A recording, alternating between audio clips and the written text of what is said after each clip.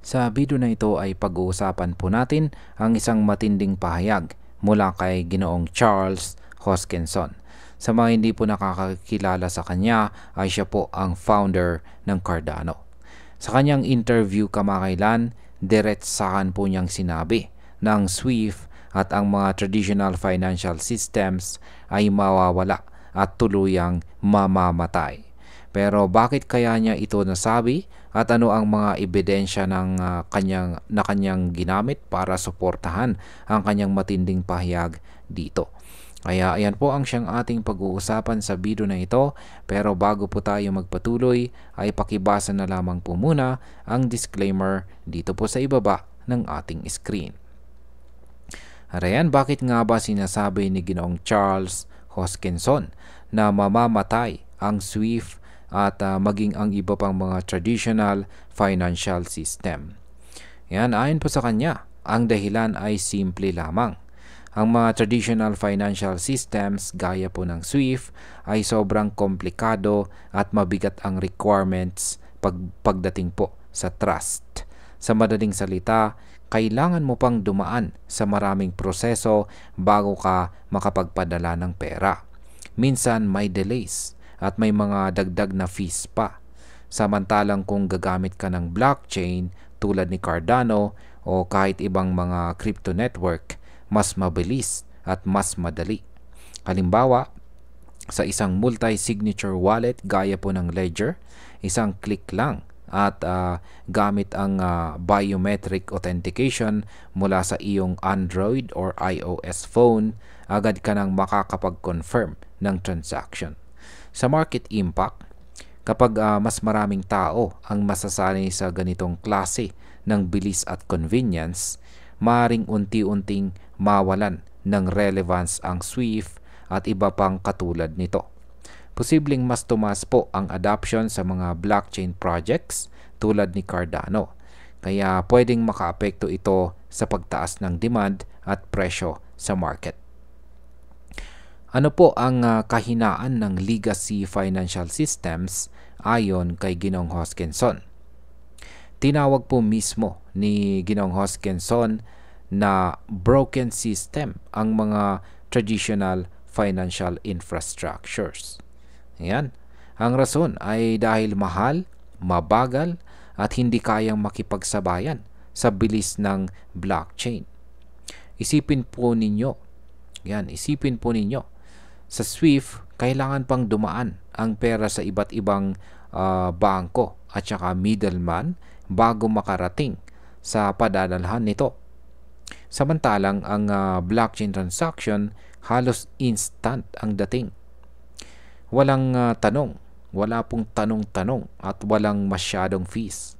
Kaya para kay Ginoong Hoskinson, kapag mas maraming tao ang makaranas ng ganitong klase ng bilis, hindi na sila babalik pa sa lumang sistema. Kaya ang possible market impact po nito ay kapag unti-unting nawala ang tiwala ng mga tao sa lumang sistema, mas lalakas po ang kumpiyansa sa mga blockchain projects.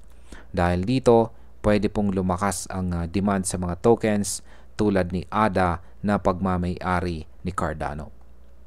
Ano naman po ang sinasabi ng ibang mga personalidad tungkol dito? Hindi lamang po si Ginoong Hoskinson ang nagsasabi nito. Pati si Ginoong Eric Trump na anak po ng US President ay nagsalita na rin tungkol sa parehong issue. Sabi niya, kung hindi po magre-reform ang mga traditional banks, malaki ang posibilidad na tuluyan silang mawala sa loob ng 10 years or 10 taon. Kung iisipin po natin, malaking bagay na may mga public figures na bukas na nagsasabi ng ganito. Dahil habang mas maraming influential people ang nagtutulak ng ganitong pananaw, mas bumibilis po ang adoption sa blockchain technology. Kaya sa market impact, ang ganitong klase ng endorsement mula sa kilalang tao ay pwede pong magbigay ng bullish sentiment sa market. Kapag narinig ng mga investors na mismong mga influential people ay naniniwala na broken ang lumang sistema, maaari pong magbuhos ng mas maraming kapital sa crypto market. Ano naman po ang ginagawa ng mga traditional financial institutions para makasabay? Hindi naman nakaupo lang ang mga malalaking institutions.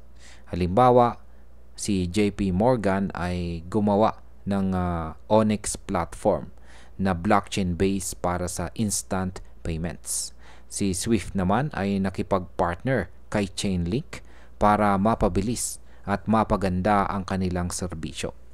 Ibig pong sabihin, kahit na outdated ang kanilang sistema, sinusubukan pa rin nilang mag-evolve para hindi po sila tuluyang mawala. Ang market impact po dito ay kung magtagumpay ang mga malalaking institutions sa paggamit ng blockchain, maaari pong magkaroon ng kompetisyon sa pagitan ng centralized at saka decentralized systems. Ang magandang epekto po nito ay mas magiging bukas ang tao sa paggamit ng crypto dahil kahit traditional players ay gumagamit na rin ng blockchain. Ngayon, kung tuluyan pong bumagsak ang SWIFT, ano po ang posibleng mangyari? Kung tuluyan pong mawalan ng visa ang SWIFT, malaki po ang epekto nito sa global financial system. Posible pong mag-shift ang malaking porsyento ng market papunta sa blockchain solutions. Ibig pong sabihin, mas lalaki ang demand sa mga cryptocurrencies at mas madali itong maging mainstream. Pero hindi rin ibig sabihin na instant na mangyayari ito. Kasi may mga bansa at malalaking institutions pa rin na heavily dependent kay SWIFT. Kaya posibleng gradual ang pagbagsak at hindi po biglaan. Sa market impact, sa oras po na magbawas ng significance itong si SWIFT, tataas po ang market confidence sa mga blockchain networks. At ang result po nito ay posibleng long-term bullish run para sa maraming mga cryptocurrencies. Bilang panghuli, para po sa akin ay may punto si Ginoong Hoskinson sa kanyang sinabi. Totoo na mabagal at komplikado ang traditional financial systems at napakalaki ng potensyal ng blockchain para palitan sila. Pero kailangan din nating tandaan na hindi ganun kadali ang pagbagsak ng mga higante gaya po ng SWIFT. May resources at connections ang mga traditional institutions para mag-adapt at makipagsabayan. Kaya ang mas posible ay hindi tuluyang pagpatay ng blockchain sa kanila, kundi ang pag-transform po nila gamit ang parehong technology. Kung titignan po natin, mas lalong bumibilis ang kompetisyon ngayon sa pagitan ng traditional finance at saka blockchain. Ang bilang mga crypto investors, dapat po nating bantayan ito dahil malaki po ang epekto nito sa presyo at future ng market. At ayan, hanggang dito na lamang po tayo sa video na ito mga ka-crypto. Marami pong salamat sa panonood. Ingat po tayo lagi at God bless po sa ating lahat.